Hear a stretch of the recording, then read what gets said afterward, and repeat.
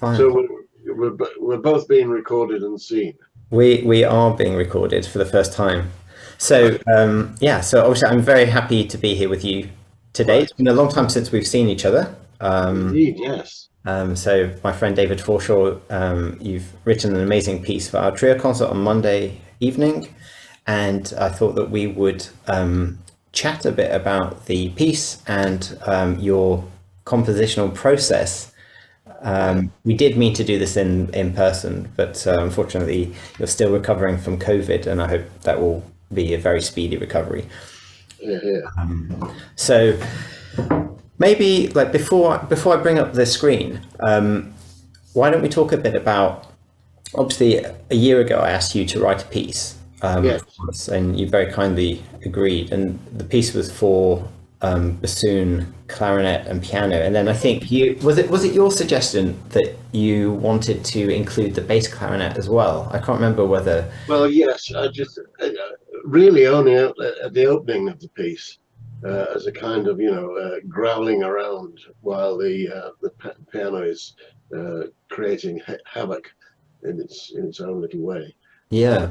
and so it's only goes for the first 10 or 20 bars, something like that, with the bass clarinet, and then it'll transfer to the ordinary B flat clarinet, and that will remain for the rest of the piece.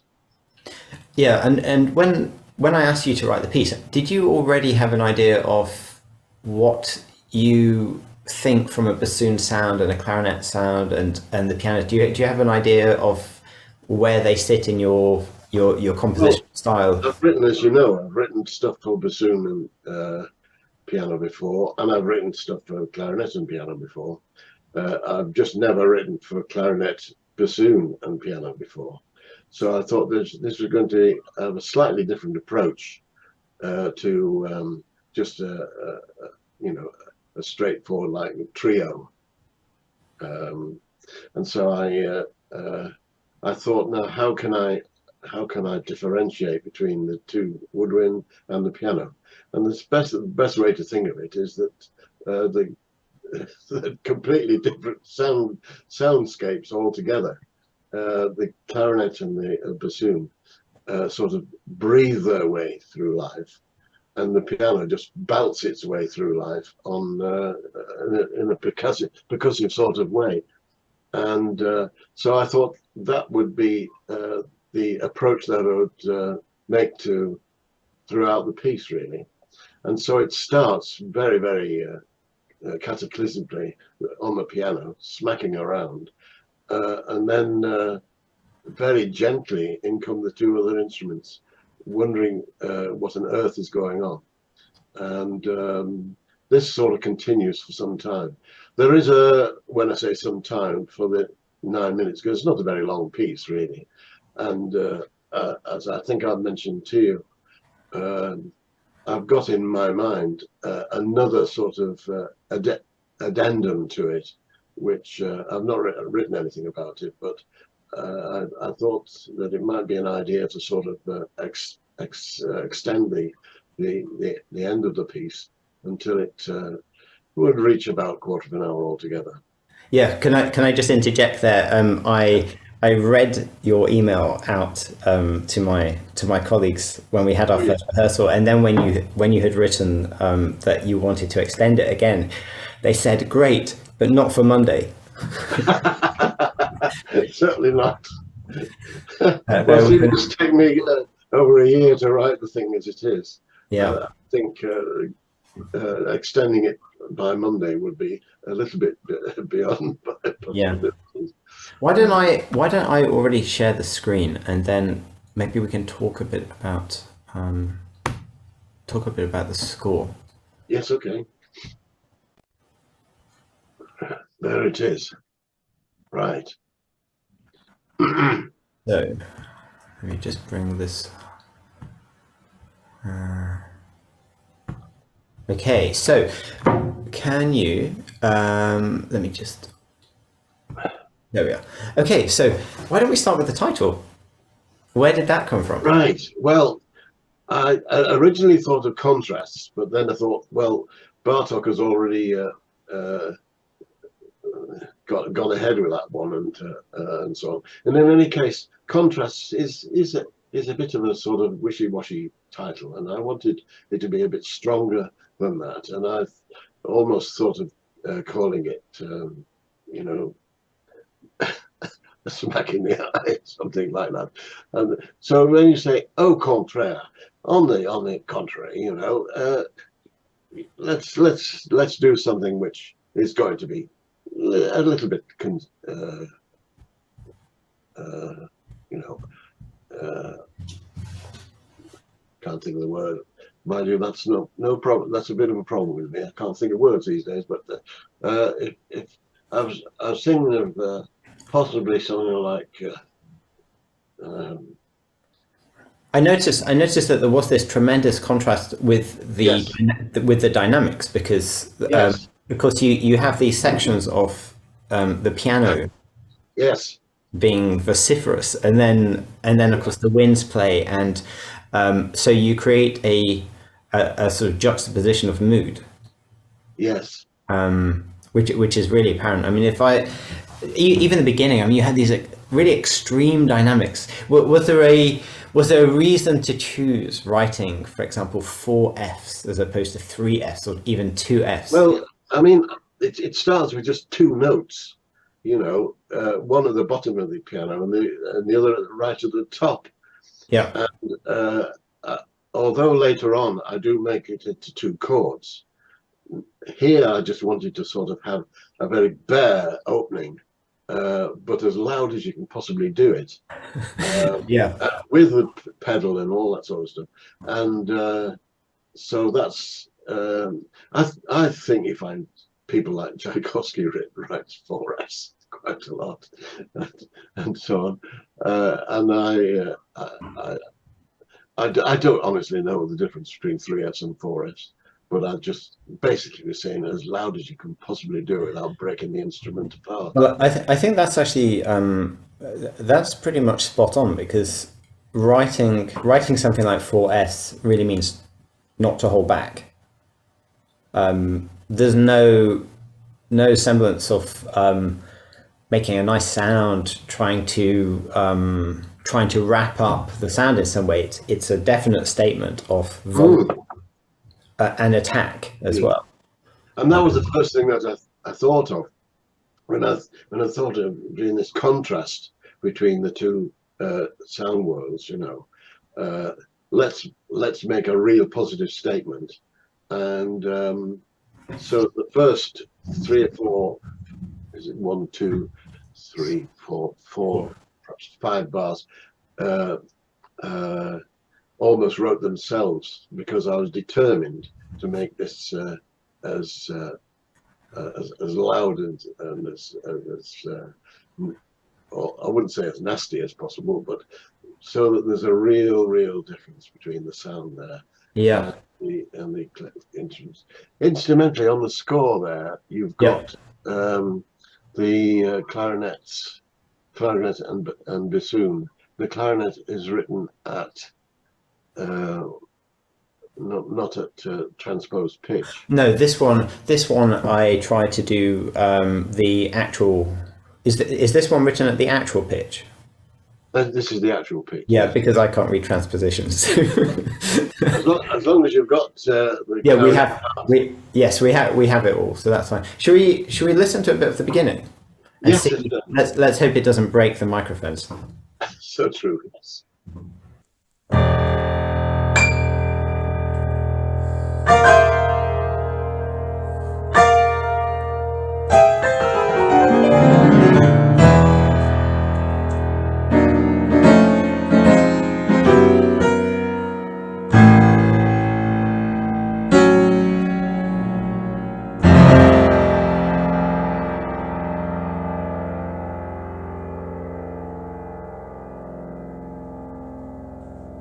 I don't think I intended to be quite as nasty as that. So that's a interesting. bit of overload there, I think. So yes, you probably got feedback through. So, but on a in a hall and a big piano, of course, there's going to be huge contrast, and then the bassoon and bass clarinet will come in with the opposite end of extreme dynamics.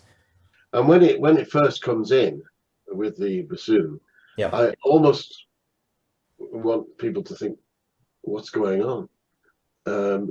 Because they can't hear anything, because the piano's been so loud and vociferous.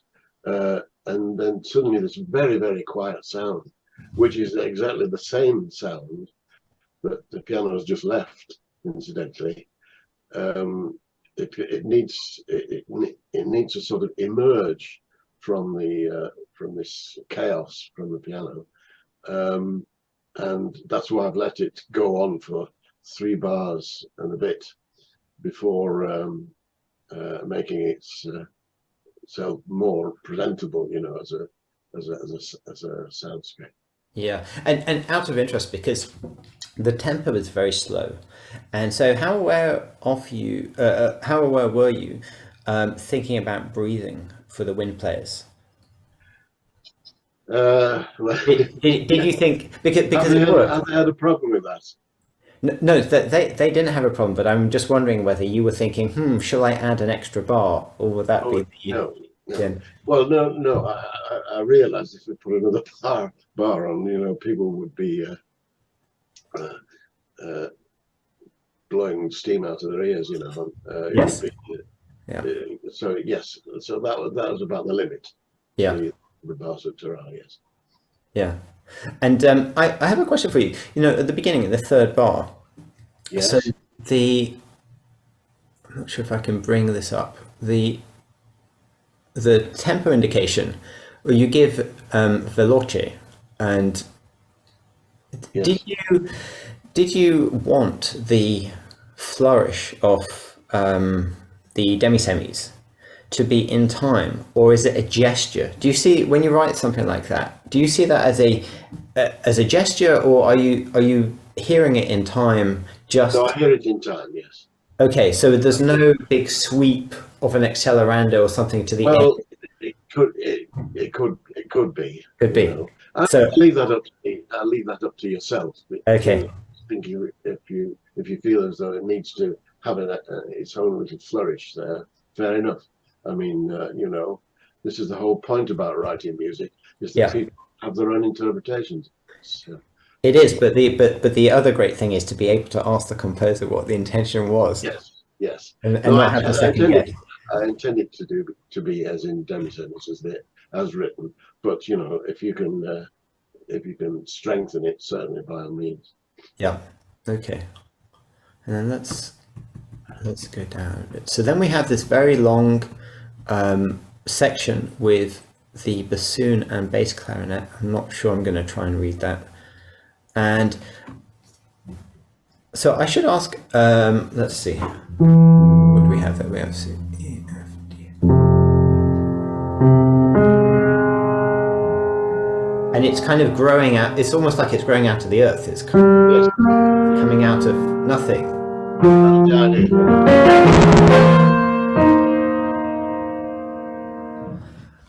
Yes, the idea is it sort of blossomed from the chaos of the piano into something which is more recognizable of this kind of soundscape that a clarinet and a bassoon would do, even though it is a bass clarinet. Right.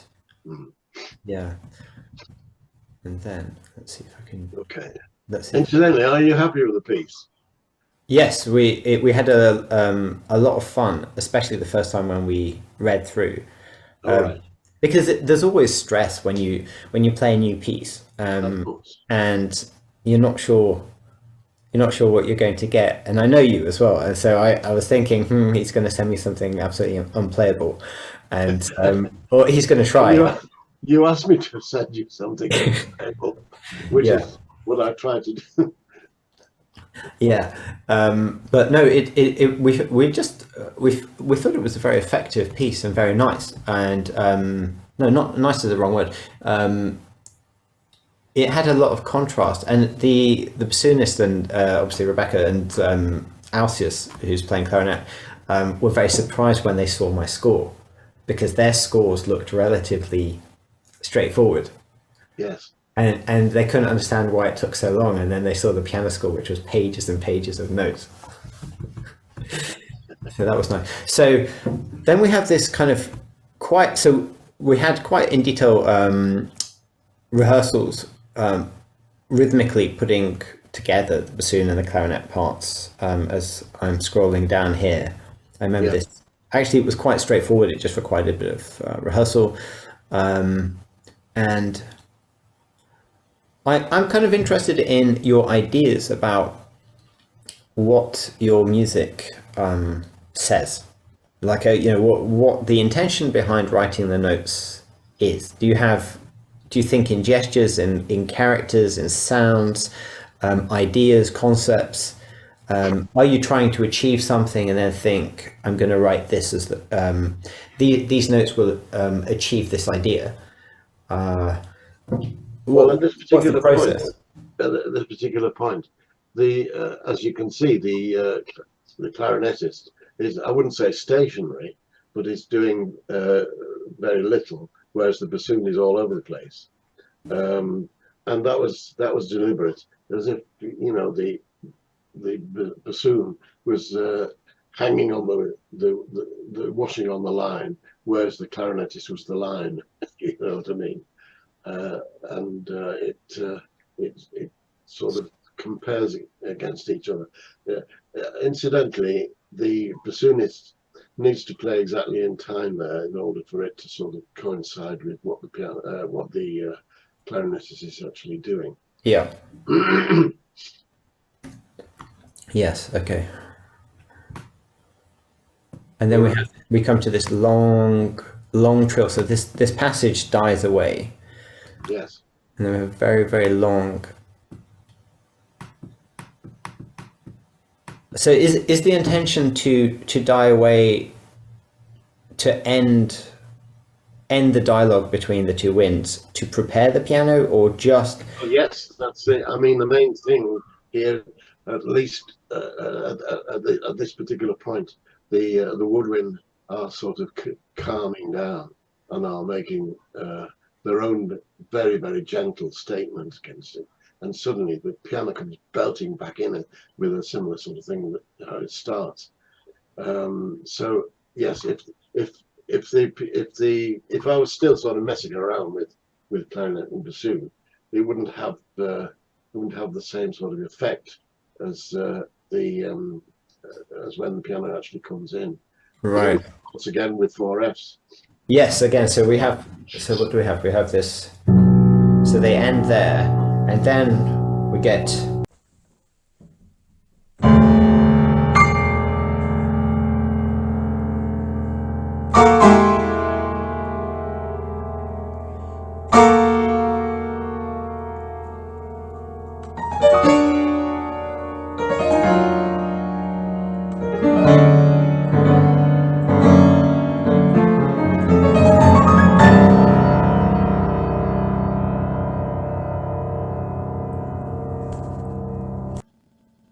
And then within that, the clarinet and bassoon again begin that note of nothing.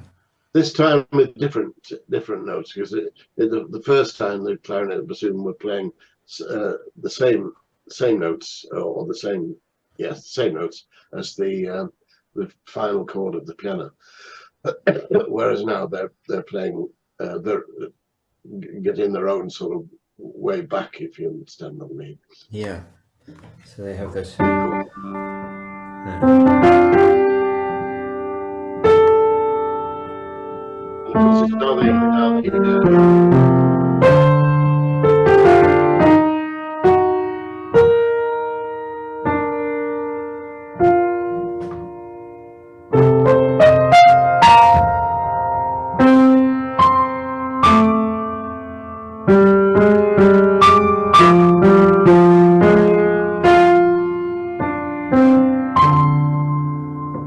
Yeah, it's a completely different. It creates a completely different character because the duration of the notes. And of course, it sounds so different on the woodwind as opposed to the piano. Yeah. You know, playing it on the piano makes it sound very, very bleak and. Yes. Somebody come into the door. Okay. Now, then we have this. Yes, carry So on. again, then again we have another one of these contrasts. So Yes. then we come in with. So this is the first entry, isn't it, for the piano where we come in with pianissimo. So instead of Yes. having a crashing entry, No. then we start with this very gentle.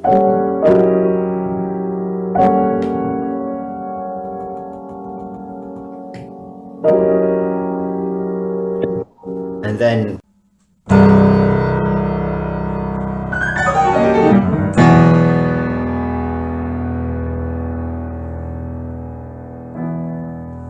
there's a real change from have we got bars? Yes, we have bar 40.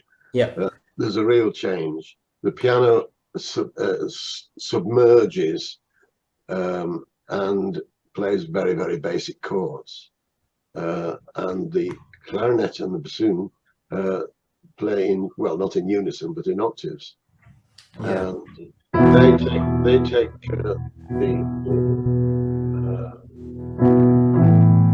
take the stage, you might say. So what would you did you think about character when you wrote this passage? What was the intention behind writing this? Well, if you really want the truth, I wanted to extend it a bit longer than I thought originally, but this happens at this particular point, and it happens later on as well, where the woodwind play against the piano, or rather not sort of against, but plays its own version of what those two instruments normally are expected to do, and the piano is always it become subsumed in what is happening above it. And the piano dynamics again are dwindling to almost nothing. Oh yes, yes, and yes, and that's a deliberate, and there's a very slight change, as you notice. Yes, with the D, that's right. So we have and the tempo is very slow. So did you want to maintain the tempo at that section? Because I know later on it speeds up. Well, it shall I put it like this? In my writing it in Sibelius, it does speed up, but I don't particularly want it to speed up too much anyway. Just Right. very, very fractionally. So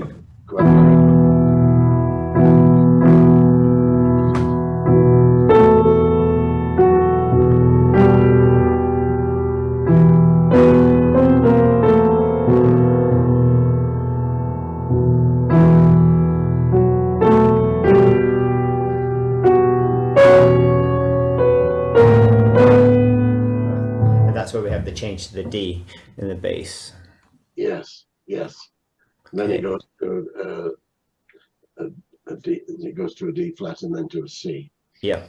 And then almost as if the piano's thinking, "Hang on, I'm supposed to be the challenger here." Yeah. And so it reverts to its own nasty way of playing things. I'm sorry, Yeah. Ron. I don't like to think of you as being a nasty person at all. But you know what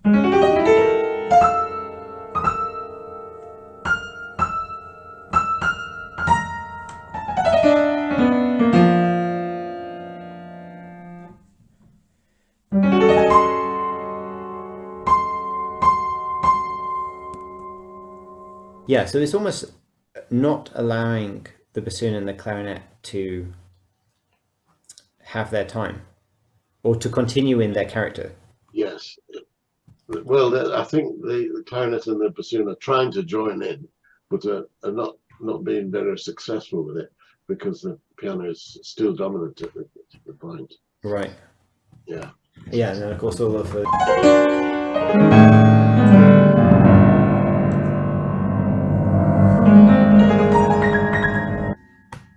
So another kind of cadenza. And then again, we come to the end of all this.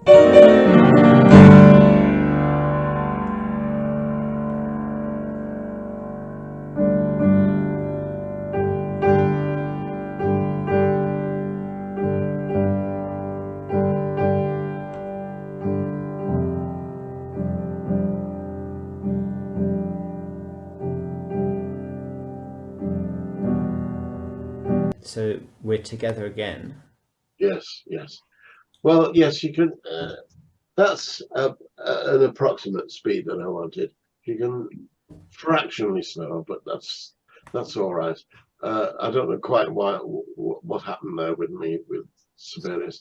There are various things which I seem to have lost the knack of doing with Sibelius. I used to know it extremely well, and Bill Connor has been very helpful into. Yeah. Because I see what you've got in front of you is the copy that I sent to you. Yes, it is, because I wanted to I wanted a copy without the transposition so that I could at least read it for Yes. this.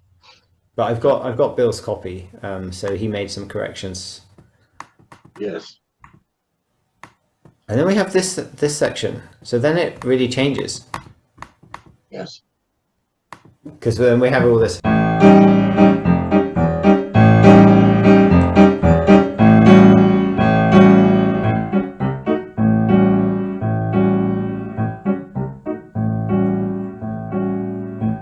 Yes.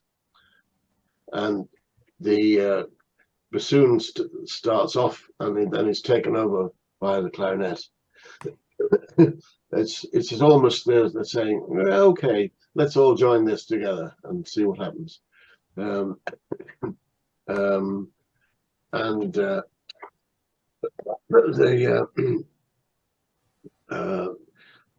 the clarinet is left out of it just for a fraction. Yeah. Yeah, okay. There we go. So again, another flourish with the piano, and then yeah, we're coming.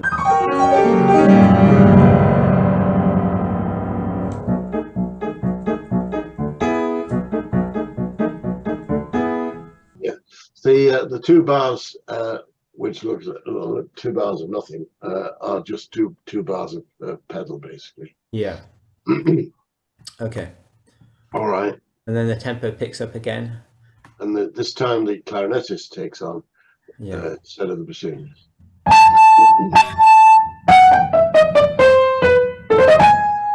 Yeah. Yes.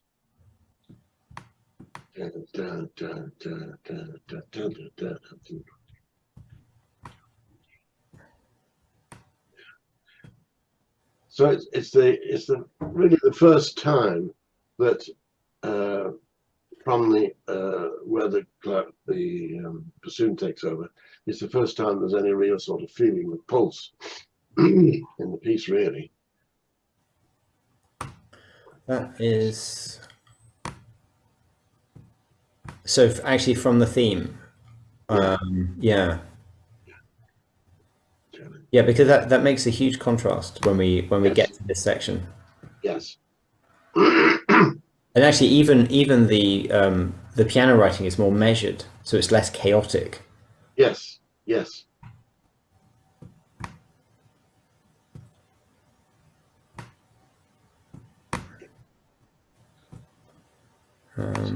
Saying we'll try and get on together, you know. But then there's this.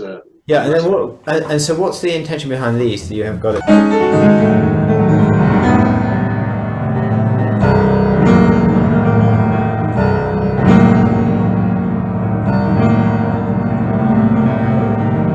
Are these just tremolandi for sound? Yes. Well, it's boom, boom, boom. You know, the first beat is right.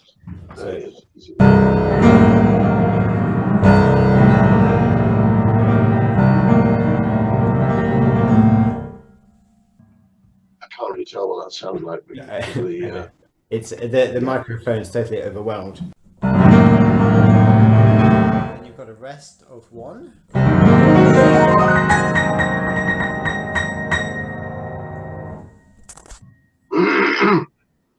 And that comes.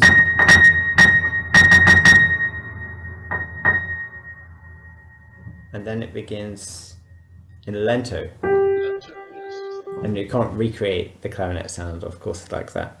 And then there's this kind of it's almost solemn duet between the bassoon and the clarinet. Yes. So is this like a winding down? Well, as it turns out, that's what is happening. Yes, but they've got little areas where they sort of imitate each other, especially where I can't get hold of this. Can you go? Can you go for a bar or two? Yeah. We have there.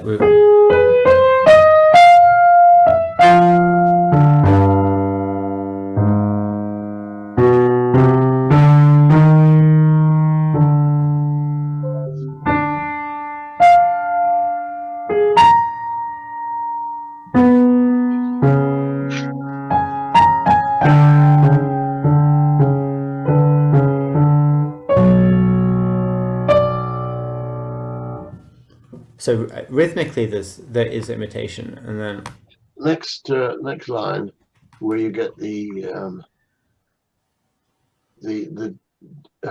drop in the seventh in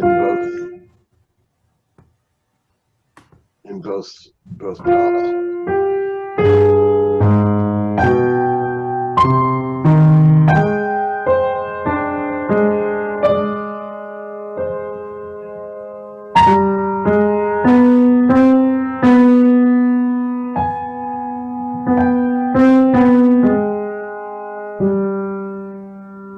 And this is where the seventh start. Yum.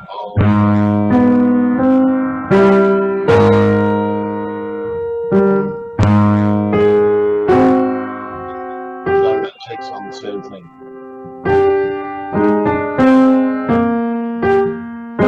right, got it.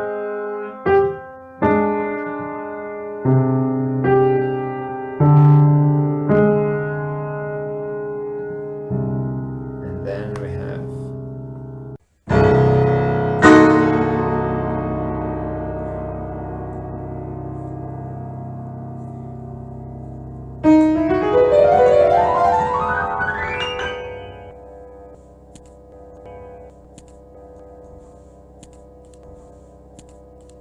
Yes. Diminishing all the way along that little line. Yes, this very big. So diminishing is sound to nothing. Almost, yes, yes. It's just it sort of fizzles out. Then